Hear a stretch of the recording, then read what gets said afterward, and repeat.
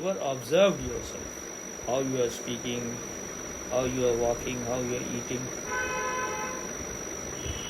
For that you need to be more centered, more grounded. If you are like all other, then you're just, whatever you are doing in the name of meditation is also robotic. It's also like you're doing some ritual. If you are present while you are doing, then the same presence will be when you are doing other things also. But that needs effort and patience. If you make effort, little bit effort, and then next day you don't make, nothing will happen. You need to be persistent.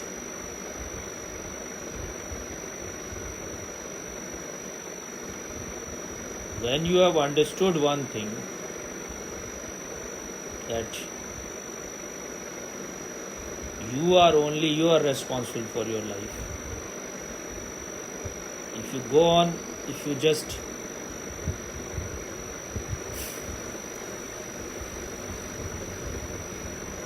go on blaming others, or if you have a belief that others are responsible, then nothing will ever change.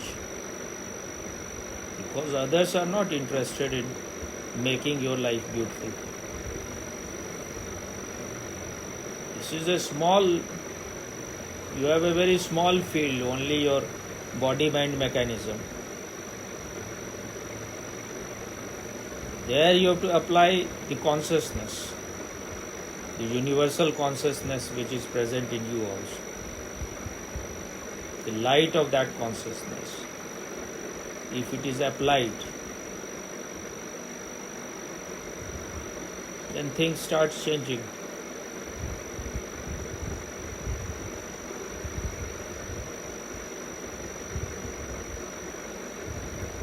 But for that, in the name of meditation, if you are just seeking some escape, you are seeking some pleasure, that for a while you have some pleasurable time, then real change won't happen. Why you are looking so stupid? Be more melted and feminine.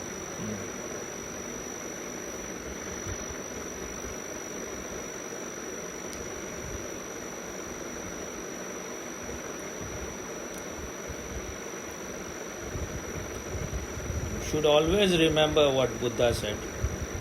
Truth is bitter in the beginning and sweet in the end. Lies are sweet in the beginning but bitter in the end. Why truth is bitter in the beginning? Because you are conditioned, because you are programmed in wrong way. So you have to break all those things. That is arduous.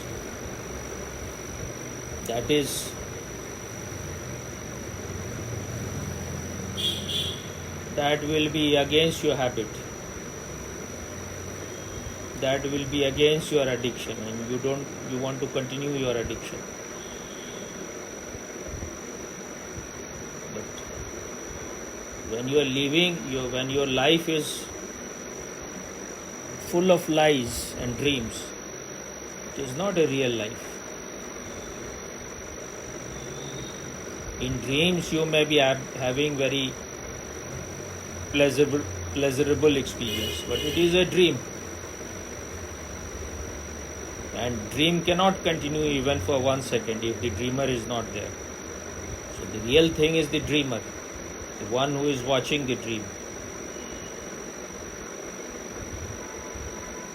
So one has to give all attention to that. Only when you give attention, that can grow, that gets nourishment. But You are giving attention to your dinner and then you fart and then you shit, then you fuck. I'm not talking only about you. Everyone is doing those things. So I'm telling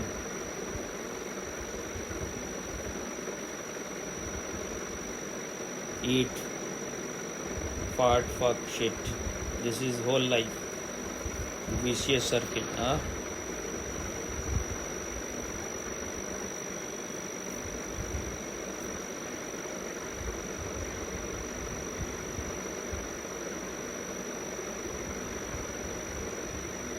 That is the only sign of maturity, that you are becoming mature. That in Hindi it is called Ek Sadhe Sab Sadhe. Sab Sadhe Sab Jai. That means once, why you are moving your head? You are not understanding anything, then why you are moving your head? Because you have told this to me many times, I know What it means? how you do one thing is the same how you do everything. No, not exactly that. When you give your whole, give your totality, give everything to one thing and you make that thing perfect, then everything becomes perfect in your life. Because you know how to make things perfect. And if you want to make everything perfect, nothing will become perfect. Because then your energy is scattered. Be focused in one thing. Just give your whole attention to this very attention. The knower within you. It's better to say the knowing ability within you.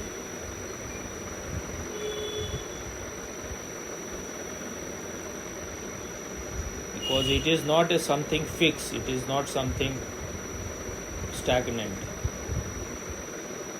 It is like the stream of the consciousness. It is ever fresh. You cannot enter into the same water even once. So it is like that, this knowing within you. When you say the knower, then it becomes a person. The sense of knowing, the ability of knowing. The knowing consciousness, the witnessing consciousness. Become one with that. Then your schizophrenia will dissolve. And wherever you are, your life will be complete. You don't need to go anywhere. But wherever you will be, you will carry your heaven with you. Now you can ask your question. Okay, so after watching the Mahabharata, Swami, that day you say that Parshuram, he was following his own dharma, and Bhishma, he was following his own dharma. So does it mean that everybody has their own dharma to follow?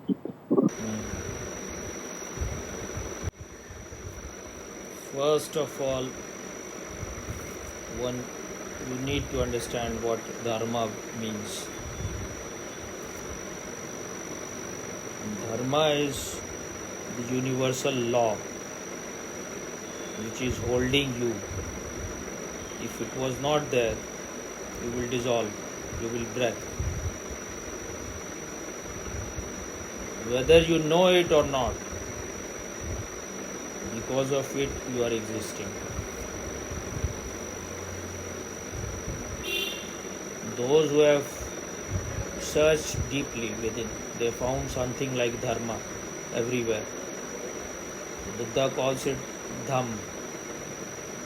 Hindus call it dharma.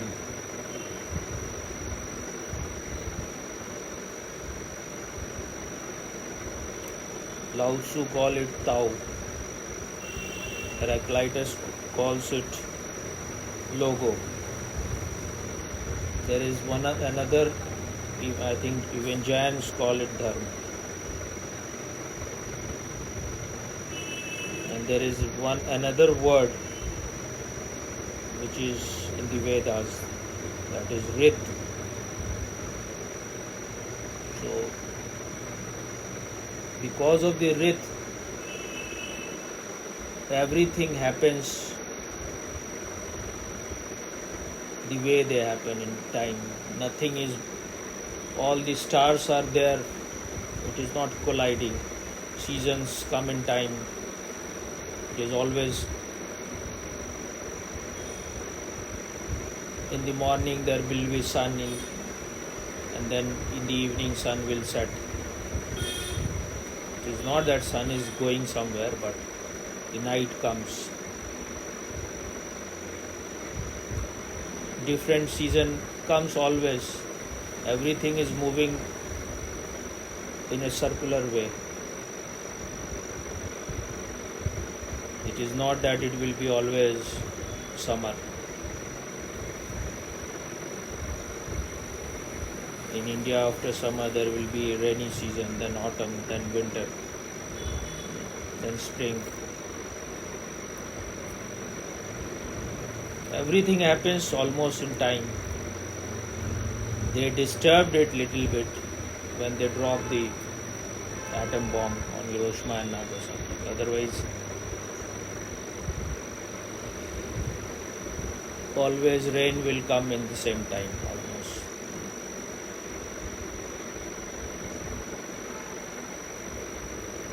Monsoon season, it will come at the same time. So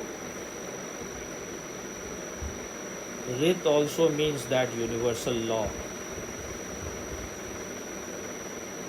According to which there is a harmony in the universe. It is not a chaos, it is cosmos because of Rit. So you have to understand that dharma, that eternal law. Find out that within you.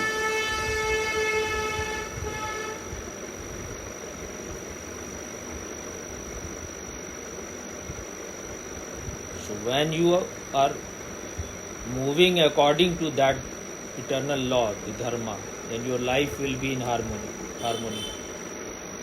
If you are going against it, your life will be full of suffering, conflict,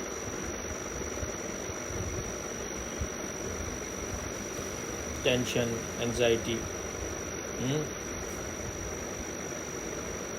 So they have many types of dharma. 3 types.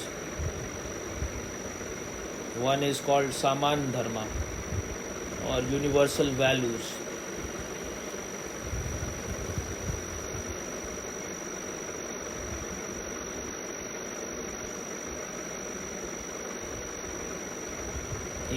It has 2 types.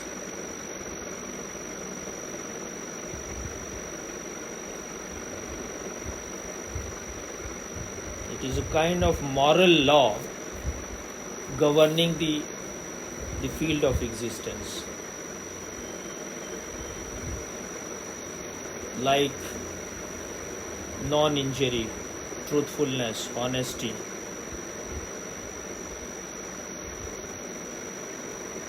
If you follow this, if you are injuring creatures, animals, you cannot be peaceful. Your life will be full of suffering. Your whole inner vibration will become disturbed. It is not just for protecting animals. It is not just that you don't want to kill animals because people say, or you have heard that killing living being is a sin. When you go deeper inside you, then you will know that if you are doing any violence, the suffering will come to you. You cannot avoid it. If you are being dishonest, then others will also do the same to you. Someone else will do. Even if you are being honest and others are being dishonest. When you are honest, you are peaceful. You know that you are not cheating anyone. When you know that you are cheating someone, then you know the God within you, the consciousness within you knows that you are ditching, you are cheating.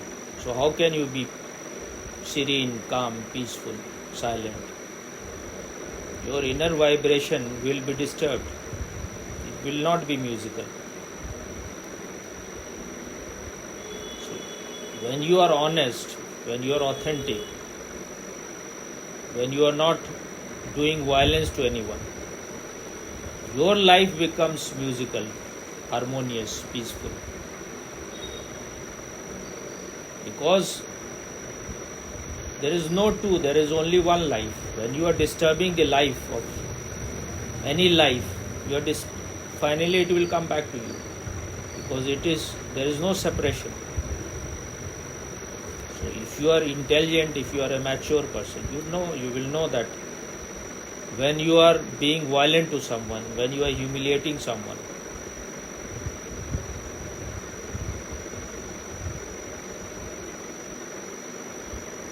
being cruel to someone, you cannot be peaceful.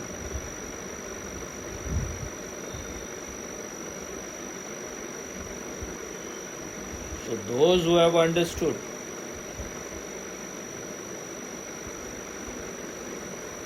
they won't be violent. So what Buddha, his word is ahimsa, non-injury. He is not saying that you love someone.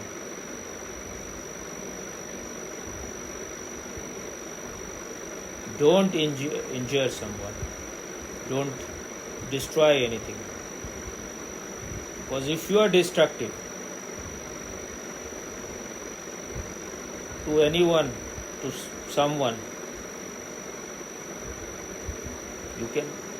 that will come back to you. The moment you are angry, the moment you are destructive, your inner peace is disturbed. So the Samanya Dharma or universal value, it has two types. First is the moral laws governing the field of existence. I have written little bit because these things I don't remember. I can explain on my own, but and the second is, because when you are asking about such things, I have to read little bit about these things. The second is microcosmic laws of physics, like gravity, electricity, thermodynamic, etc. So you have to know all those things also. If you go against the gravity, the law of gravitation, you will break your legs. This is more gross. But you have to know, you have to be aware of the laws of nature.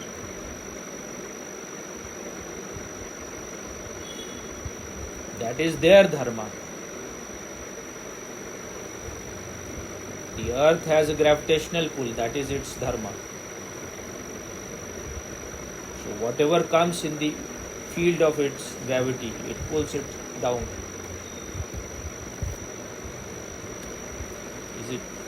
Then the second is, first is Saman Dharma, the second is Vishesh Dharma.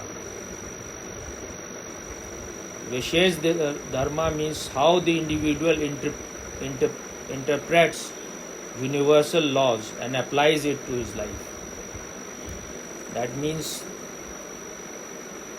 everyone the way you have been conditioned, the way you have been programmed, and according to your past lives, your past sanskar, your past impressions, in your impersonal journey of the consciousness, the way you have lived your life in past,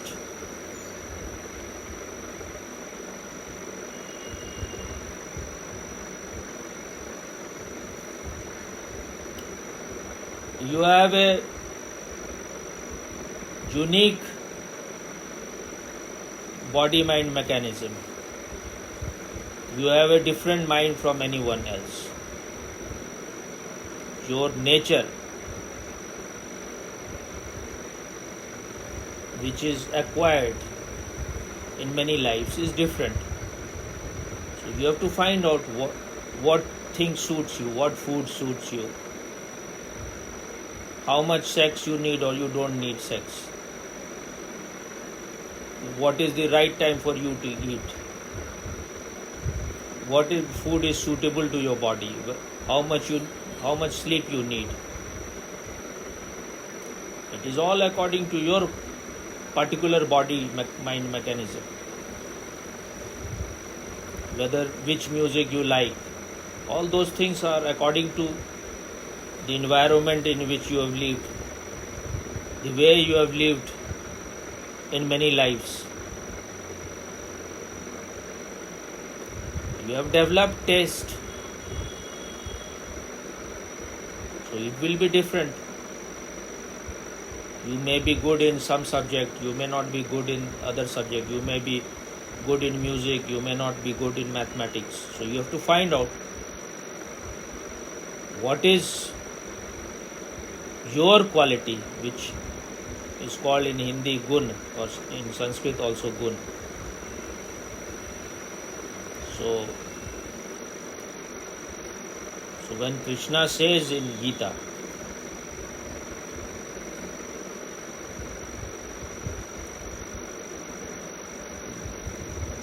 there is two things in India, which is one is Varna and another is ashram. So everyone except the Sudras, where they have to be in ashram. Sudras were kept separate from it because their quality was such, their level of consciousness was such that they think they are only body. If you think you are only body, then you are a Sudra. Whether you may be born in the family of Brahmin or Kshatriya or Vaishya, it makes no difference. If you think you are just body, then you are Sudra. And if you cannot understand anything beyond body, then you were not allowed to enter into this three ashram. Otherwise you will contaminate those people also. Because whatever you have earned in your past lives, you are not suitable for this ashram at present. That will be against your nature. Even if you are put into it in the ashram, you will feel that you are in prison. So you are given only manual work, physical work, which is natural for you. Otherwise, all the three varnas. Varna means color. Color is aura. So those who are Brahmin, their aura is white. It's like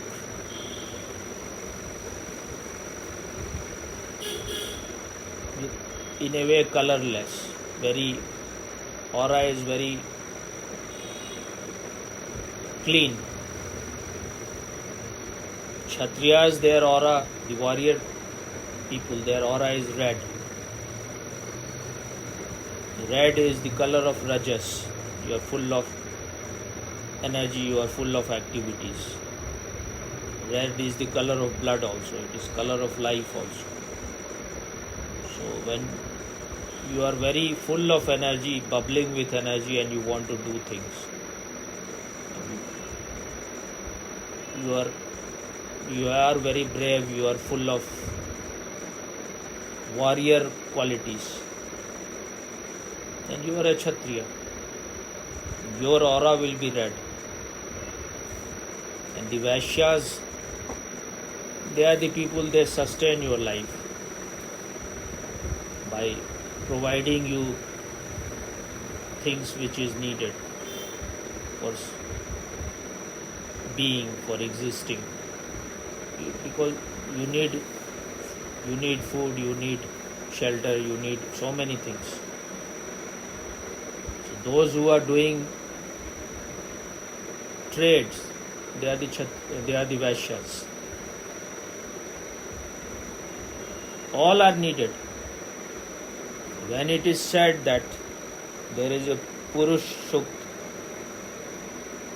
I think it is in Vedas. So when they say that Brahmins have come from the head of the Vishnu, Kshatriyas, they are the arms and chest, and Vaishyas are the stomach and the thigh, and Sudras are the leg. So people interpret it that as if Brahmins are the highest and all others are lower. But when you are talking about the body, it is an organic whole. Everything is needed. If you have only head, then you cannot exist. You cannot do anything. If you have only hand and you have no head, if you have only chest and no head or no stomach, it is only in stomach the food goes, and then the food is digested, you get the energy. And if you have to do something, then you need legs also. So everything is needed. It is not something is lower, something is higher. You may be having you may be a man of wisdom, but if you want to share something, then you will have to use your leg. Only then you can reach from one place to other. It is said that Buddha used to travel about 80 miles a day. So how he will travel? At that time he was just using his legs. So full of energy.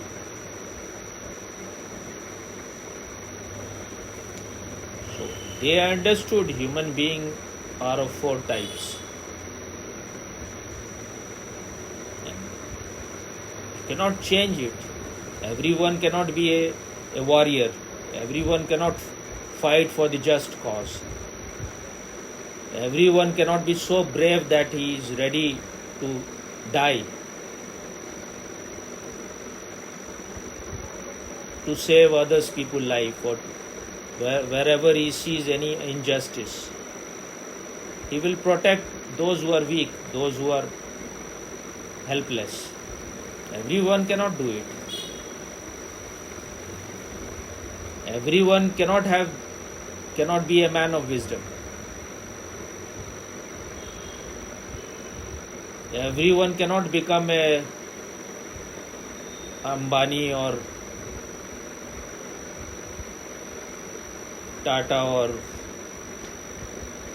Bill Gates or Mark Zuckerberg. These are the Vaishyas.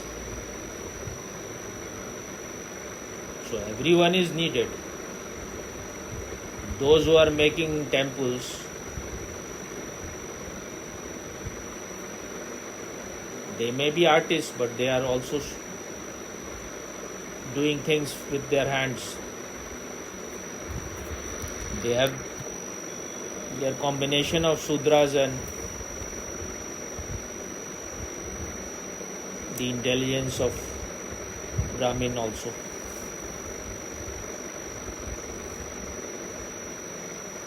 So this is the Vishesh Dharma. You have to know what is suitable for you, what work suits you, what is according to your inner nature.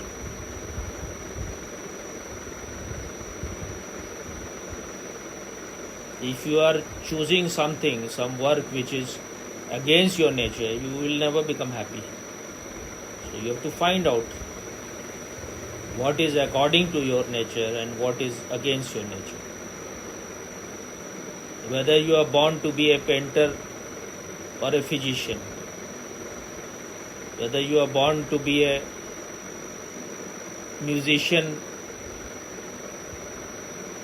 or a mathematician, you have to find out what is hidden in your nature. That is your guna, your quality.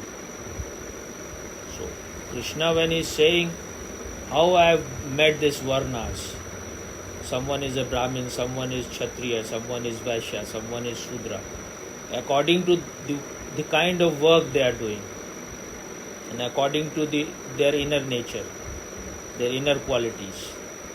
You have to find out whether you are a Brahmin by your nature, or a Kshatriya, or a Vaishya, or a Shudra.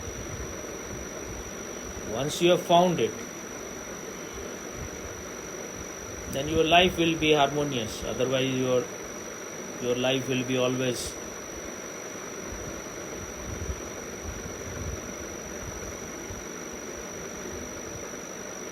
chaotic.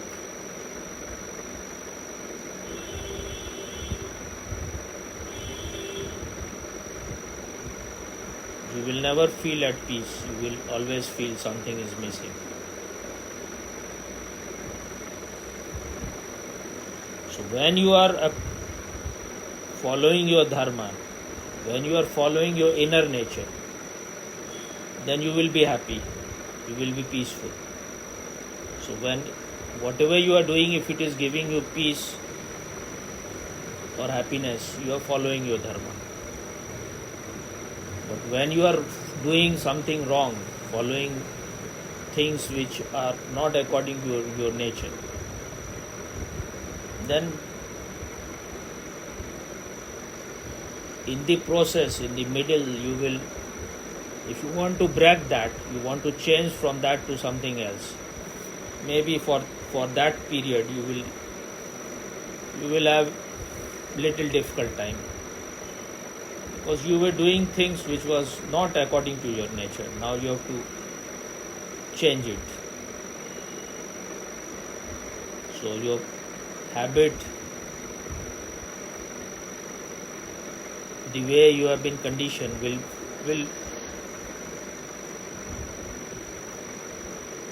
be creating difficulties for you.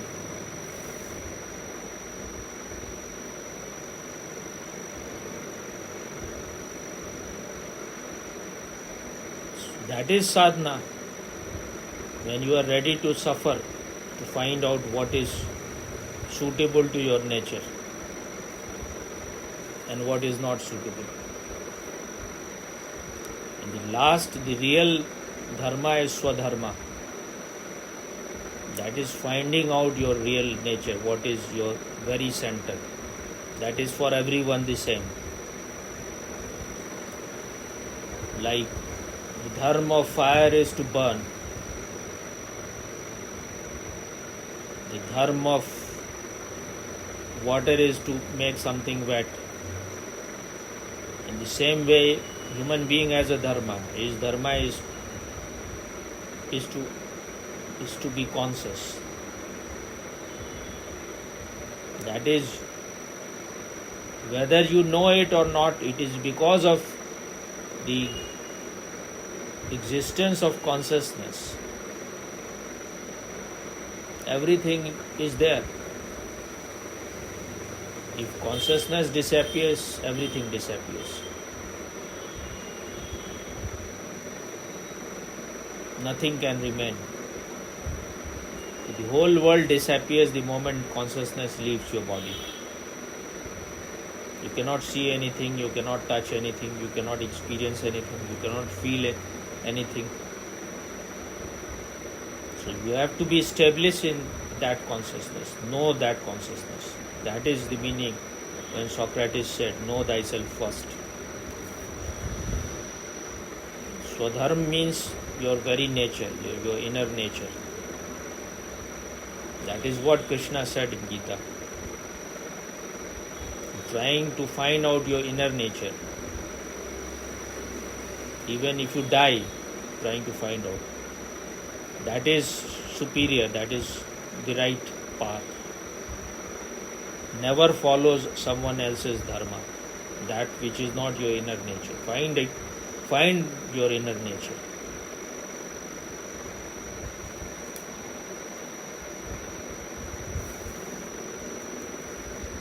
So, what you were asking about? In the Mahabharata, you said that Parshuram, he was following his own dharma, and Bhishma, he was following his own dharma. So does it mean that every one of us follow our own dharma? That was my Everyone? question. That every one of us have our own dharma to follow. Every one of us? Has our own dharma to follow.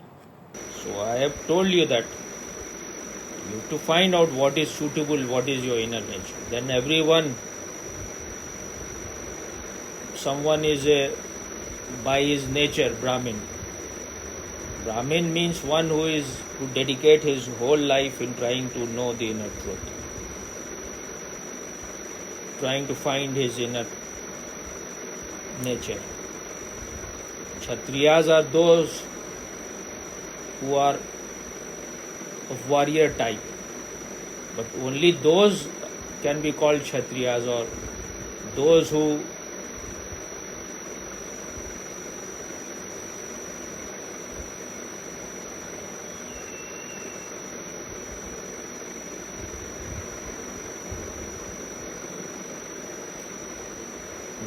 will be fighting for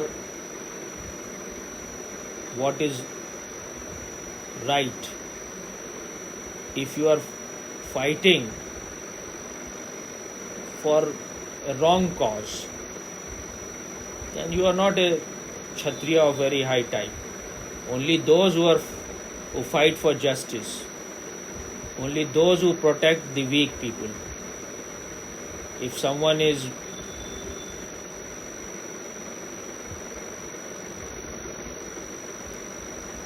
right is taken away, or he or she is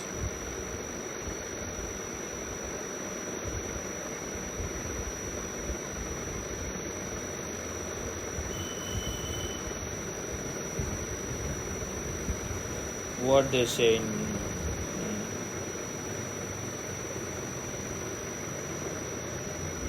if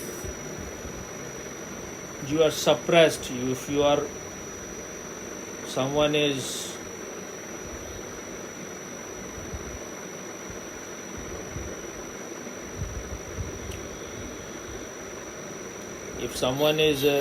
strong, is powerful, and that person is destroying you, or he is trying to boss over you, or he is trying to take your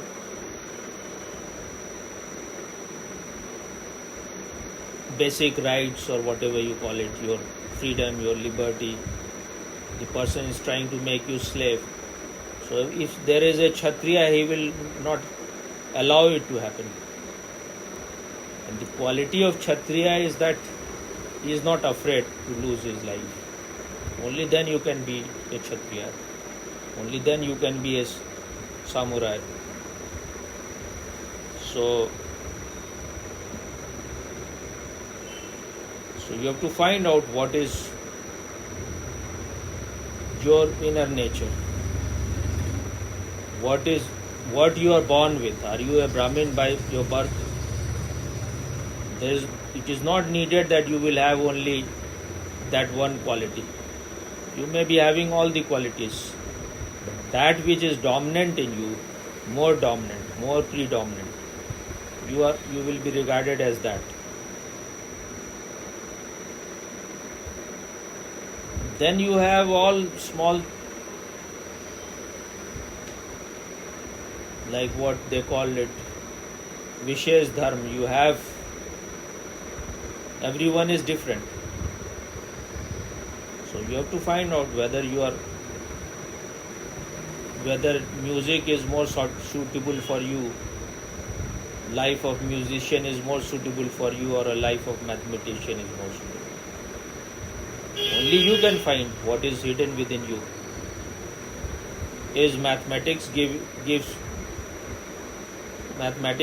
you joy, or music gives you joy? You may be good in both, but one may not be giving you joy. The other may make you happy, blissful. So that is according to your nature. That is according to your dharma. So both Parshuram and Bhishma, they were, by their nature, by inner nature, both of them were Kshatriyas. Parshuram was the master, the guru of Bhishma.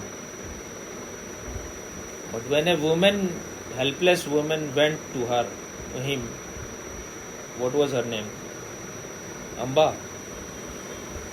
So when she went, though whatever Bhishma did, he didn't know that she was in love with someone, and because he kidnapped 3 of the girls. Unknowingly, he didn't know that she loved someone else. So when he realized that he has done a mistake, she loved someone else, so he released her. But her boyfriend, her lover, didn't accept her. Then she came back and she said, now you will have to marry me. He said that I cannot marry you because I have taken the vow of celibacy. And that vow I have taken in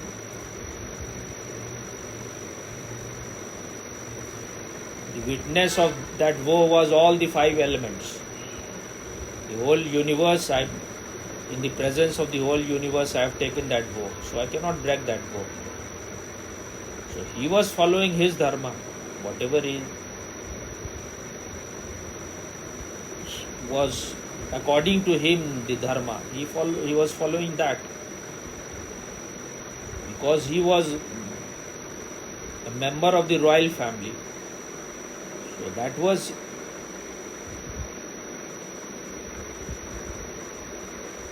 a kind of temporary dharma for him, not something which is eternal. But temporary dharma is that which is only for the time being, which is only while you are living. So once you are a Kshatriya, once you are a ruler of a country or a kingdom, then this is your very dharma, that you have to protect the people. You have to do things which creates happiness in the life of your subject. So because his father was not ruling well, because he became infatuated with some woman, so he first found out what is the reason why he is not giving attention to his kingdom. So he first went and found it out. But the condition that the father of the girl put, there was no way left for him other than to promise that I will never get married. So his duty, his dharma, though duty is not a very good word for dharma, but his dharma was to take care of his people. And his father was the ruler, so the ruler has to give his total attention to his kingdom, to his people. He was not giving attention. So to to make his life free from suffering. He was infatuated and he was not being provided what he wanted. So he was not able to do his duty in the right way. So Bhishma, whatever he did for his kingdom, for his people, and for his father also, because for your father, your mother also, you have a certain dharma. That is the dharma of the son or daughter. Then the parents also have their dharma for their children. Teacher has his dharma for his student or her student. In the same way, Prime Minister has his dharma for his people. So you have to, once you know your swadharma, your inner nature, all those things will become easy. Because if you are teaching in a college and you are given money for it and you are teaching, then you have to take care of your students. Because you are paid for that and their career, their life depends on you. That is your dharma. In the same way, when the Parshuram is Guru, when that woman went to him,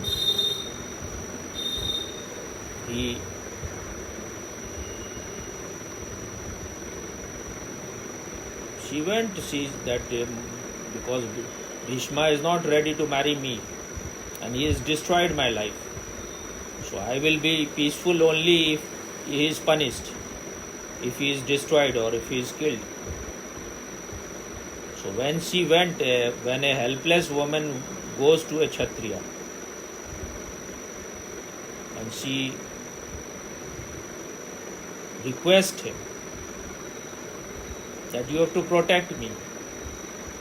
Injustice has been done to me, so you have to give me the justice. That is the dharma of the Kshatriya to destroy that injustice. So first he said to Bhishma to you get married to her. But he said, I cannot do it. So that's why they fought. They were doing it is like you are playing your role. This is temporary dharma. Like when you are acting in a movie, you have to play your role well. You have to play your role to the best of your potential. So for both of them, this was a kind of role. That was the role of Bhishma. He has already bound himself with this vow of celibacy. He cannot break it. Otherwise, he will become a liar, a dishonest person. He cannot get married to her because that will mean breaking his vows. And for Parshuram also, when the woman, a helpless woman, sought help from him, he had no other way. Because that is the dharma of Kshatriya. If someone comes to him and is weeping, crying, is being helpless and wants justice, then he is to fight for her. That's why both of them fought and both of them followed their dharma. That was the dharma of Parshuram, to help that girl. So when you are following your dharma and you cannot even listen to your whatever your guru is saying, then the guru ordered that you will have to fight with me. So following the order of the guru in that way is also your dharma. So he fought, otherwise he was not interested in, he could not, he was so full of reverence for his guru, he could not have fought. But when the guru is ordering you that you will have to fight with me, and guru became very happy that he is such a skillful, such a powerful warrior, such an incomparable warrior. So he blessed him also. He did everything for the woman, helpless woman, and Then he blessed his disciple also, that as long as you are having a weapon in your hand, no one can defeat you ever. So he followed the same person as different dharma for in different situations and circumstances. When you are a father, then you have a different dharma. But when you are a son, then you are a different dharma. When you are in your job, then you have a different dharma. So you have to follow all those dharmas. Once there is a inner clarity, you will know what you have to do in what situation. So that's why I said both were following their dharma. Is it clear? Very, very clear, sir. While I was reading that, because I wanted to know how many types of dharma they talked about, so I just read before I talked with you. So they were, in that it was also written,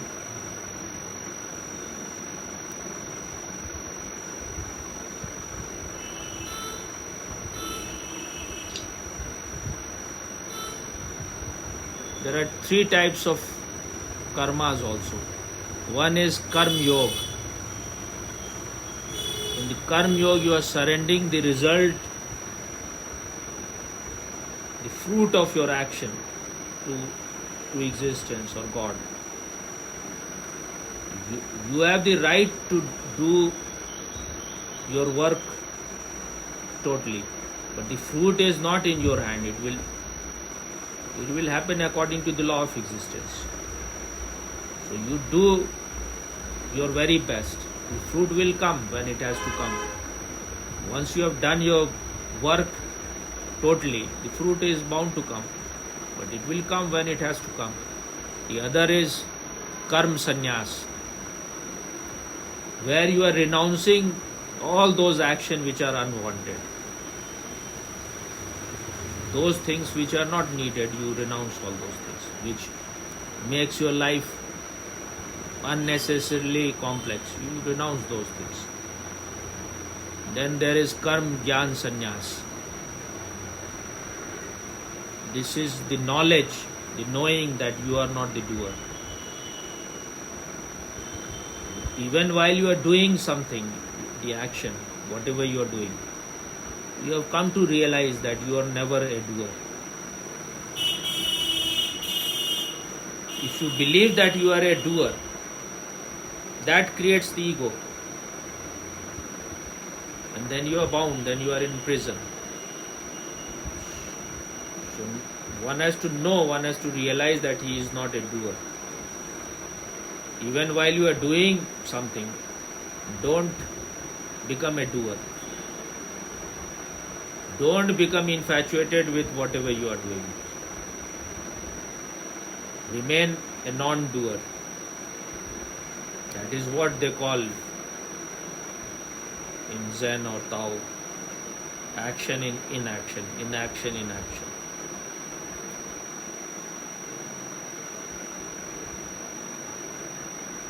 Inaction in action. Even while you are doing something, some action, inside you should know that you have never done any action.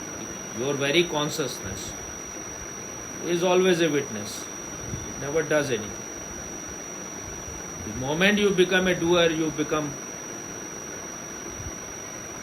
bound by, you become a prisoner of the law of karmas. Once you think you are a doer, then you will have to suffer the consequence of your action. But if you know that you are not a doer, those things won't apply to you. Because you know you have never done anything. You are always a watcher on the hill. You are just watching. Your body is doing something, your mind is doing. But you are not the body. You are not the mind. You are always the witnessing consciousness. So you have done nothing. You have never done anything. So how can you be a sinner? Or how can you be a saint? You are always a witnessing consciousness. But But the moment you think you are the body, you are the mind, then you become bound. This is ignorance. This is living in inner darkness, the dark night of the soul.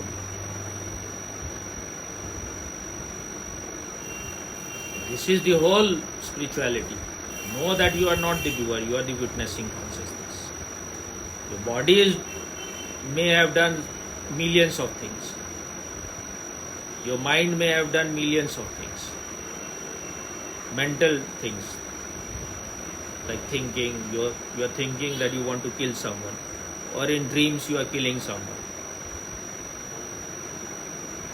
But once you know you are the witnessing consciousness, you are just a witness to whatever you are doing in your dream or whatever your body has done. Then the law of karma will not apply to you. Even if you have to suffer the consequence of your past action, you will know you are outside always.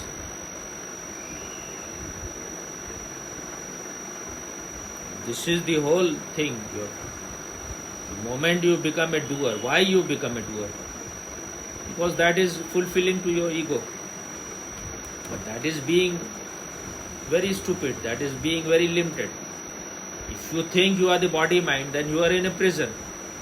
When you can be vast, infinite existence, when you can be the whole ocean, why you want to be just a bubble or a wave? But when because of your ignorance you are a rotten person, then you want to get identified to a dead body. Body is even now dead. The moment consciousness will leave it, it will start rotting. Your intelligence, your mind cannot function in the absence of the consciousness. Is it clear? Yes, very clear, Swami. Very wonderful. Today I want to label today's discourse as the Platinum Sutra. Because we got Diamond Sutra, so this one is Platinum. Okay, so that can be the title, maybe. Huh? Maybe. Really, Swami? I can put this title, Okay. Okay, Swami, that's good.